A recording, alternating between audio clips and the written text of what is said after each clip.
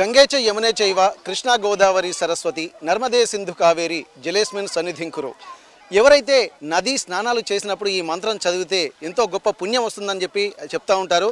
అందులో భాగంగానే వర్షాలు పడి ఈ వర్ష ఋతువులో కూడా తీర్థక్షేత్రాలు దర్శించి భక్తులు ఇక్కడ స్వామివార్లను దర్శించి పుణ్యాన్ని పొందేటువంటి పనిలో ఉంటారు. అందులో భాగంగానే ప్రస్తుతానికి కాళేశ్వరానికి కూడా భక్తుల తాకిడి క్రమక్రమంగా పెరుగుతుంది. కాళేశ్వర ముక్తీశ్వర స్వామి దేవాలయానికి సందర్శించుకోవడానికి చుట్టుపక్కల ఉన్నటువంటి ప్రాంతాల వాసులు ఇక్కడికి తండోపతండాలుగా రోజు తరలి వస్తున్నారు. నదీ స్నానం చేసిన తర్వాత స్వామివారిని దర్శించుకొని మొక్కులు మొక్కుకొని కోరిన కోరికలు తీర్చాలని చెప్పి వాళ్ళు మొక్కులు మొక్కుంటారు.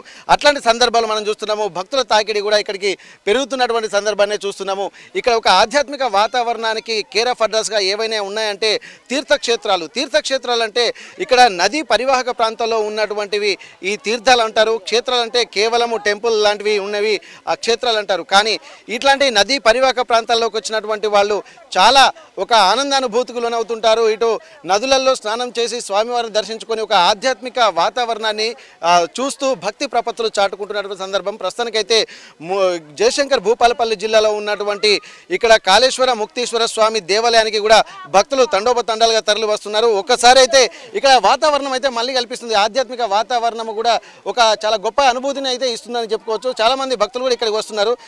చెప్పండి, మీరు ఎక్కడి నుంచి వచ్చారమ్మా? భూపాలపల్లి. అవును, మీకు దగ్గరే కదా? ప్రతి సంవత్సరం వస్తారా? ప్రతి సంవత్సరానికి 2-3 సార్లు వస్తాం. ఓకే. ఇది ఎట్లా అనిపిస్తుంది అమ్మా? ఇక్కడ ప్రత్యేకత ఏంది? చాలా సూపర్గా ఉంటుందండి. దేవుడి దర్శనానికి వచ్చేటప్పుడు బాగా ఇబ్బంది చాలా సంతోషంగా వస్తాం. ఓకే.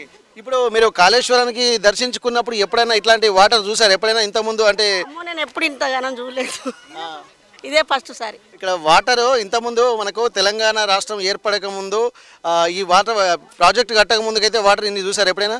చూడలేదండి, ఇంత వాటర్ చూడలేదు. మీరు చెప్పండి, ఎప్పుడైనా చూసారా? చూడలే, అస్సలు చూడలే. ఎట్లా అనిపిస్తుంది వాతావరణం చూస్తే? మాకైతే సంతోషంగా ఉన్నది, మంచిగా ఉన్నది. ఈ కాళేశ్వరం ఇది అభిమానం నాకైతే ఎంతో అది సంతోషంగా ఉన్నది. లేదు సార్, మంచిగా ఉన్నది, మంచి అభిమానంగా. నేనైతే ఇన్ని నీళ్లు ఎప్పుడు చూడలే.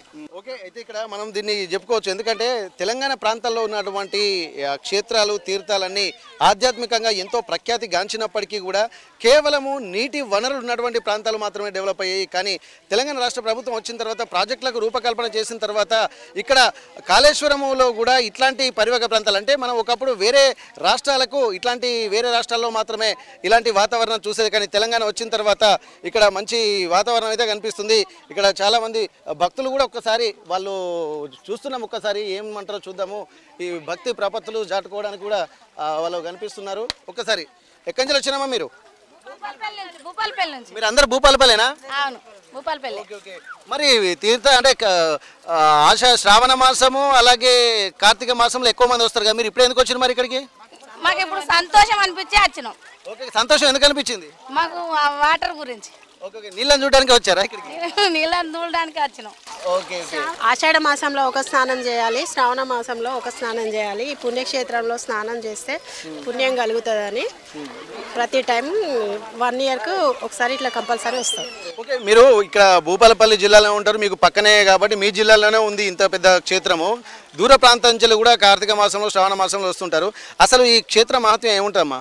ఇక్కడ ఈ రాజేశుని సన్నిధి అనేది మంచికి చెడుకు అన్ని పుణ్యక్షేత్రాలు ఇక్కడ కొన్ని నదులు కలిసి ఉంటాయి కాబట్టి కంపల్సరీ ఇక్కడికి వస్తే ఎట్లాంటి పాపమైనా కూడా ఇక్కడికి వచ్చి స్నానం చేస్తే లీలమైపోతుంది అనేది జనాలది, దేవుని లీల. 3 నదుల సంగమము ఇక్కడ కాళేశ్వరం అని చెప్పుకోవచ్చు. ఎందుకంటే ఆధ్యాత్మికంగా కూడా ఈ సంగమం అనేది ఒక ప్రత్యేకంగా చెప్పుకోవచ్చు. ఇక్కడ 3 నదులు, ఒకటి ప్రాణహిత నది అటు నుండి ప్రవహిస్తూ ఉంటుంది, అటు నుంచి వచ్చేటువంటి ప్రాణహిత నది, ఇటు నుండి చూస్తే గోదావరి నది.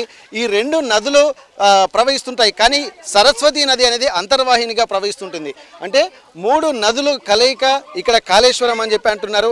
ఇక్కడ కాళేశ్వరానికి సంబంధించి కూడా ఎంతో ఒక ప్రఖ్యాతిగాంచినటువంటి ప్రాంతంగా ఇక్కడ మనకు చూడొచ్చు. ఇక్కడ ఆధ్యాత్మిక వాతావరణానికి ఇక్కడ త్రివేణి సంగమాలు ఎక్కడెక్కడైతే ప్రయాగ్రాజ్లో ఎక్కడైతే గంగా యమున సరస్వతి ఆ నదులు అంతర్వాహినిగా ప్రవహిస్తుంటాయో ఇక్కడ కూడా ఈ నదులు కూడా గోదావరి అలాగే ప్రాణహిత నదితో పాటు సరస్వతి కూడా అంతర్వాహినిగా ఇక్కడ ప్రవహిస్తుందని చెప్పుకోవచ్చు. ఇక్కడ ఈ వాతావరణం కూడా ఇక కొద్ది రోజులుగా, ఎందుకంటే ఎప్పుడైతే వర్షాలు పడుతుంటాయో వర్ష ఋతువు వచ్చిన తర్వాత నదిలోకి నీళ్లు వచ్చే 2 రకాలుగా ఇక్కడ అడ్వాంటేజ్ ఉంది. కొంతమంది భక్తి ప్రపత్తులు చాటు తీసుకోవడానికి కొంతమంది ఉంటారు. మరోవైపు ఇక్కడ పర్యాటకంగా కూడా ఎంతో ప్రసిద్ధిగాంచింది. నిండి నది పారేటువంటి వ్యవహారాన్ని ఇక్కడ చూస్తూ ఉంటారు కాబట్టి ఆ నదీ జలాలను చూసి ఆనందంతో ఉప్పొంగుతుంది. నాకు తెలిసి ఇప్పుడు వచ్చినటువంటి వాళ్ళు కూడా అదే ఆలోచనతో చెప్తున్నారు. ఒక భక్తి ప్రపత్తులతో పాటు ఈ వాతావరణం అంటే నిండు నది పారేటువంటి సుందర దృశ్యాన్ని చూసి పులకించిపోతున్నారని చెప్పి ఇక్కడ భక్తులు చెప్పుకునేటువంటి పరిస్థితి కాళేశ్వరంలో నెలకొంది. ఆధ్యాత్మిక వాతావరణంతో పాటు ప్రకృతి ఆహ్లాదాన్ని కూడా చవి చూసేటువంటి ఒక అద్భుత క్షేత్రంగా కాళేశ్వరం నిలుస్తుందనడంలో ఎలాంటి సందేహం లేదని చెప్పి భక్తులు చెప్తున్నారు.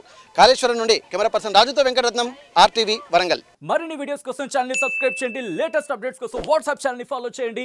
అండ్ లింక్ డిస్క్రిప్షన్ లో ఉంది.